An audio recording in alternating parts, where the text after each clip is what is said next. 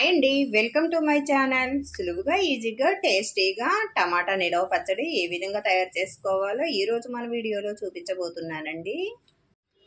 ఈ పచ్చడి కోసం ఇలా దోరగా పండిన టమాటాలను తీసుకోవాలి.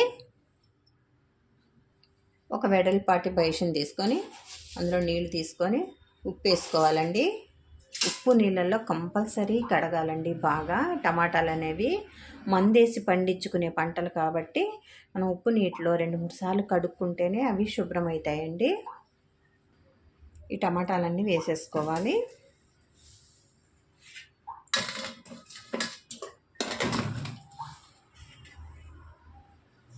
తీసుకున్న కాయల్ని పొడి క్లాత్ పెట్టి తుడుచుకోవాలి. తుడుచుకున్న కాయల్ని కట్ చేసుకోవాలండి. ఈ విధంగా ముక్కలు అనేవి కట్ చేసుకోవాలి. ఈ ముచ్చుకలన్నిటిని తీసేసుకోవాలండి. ఇవి అస్సలు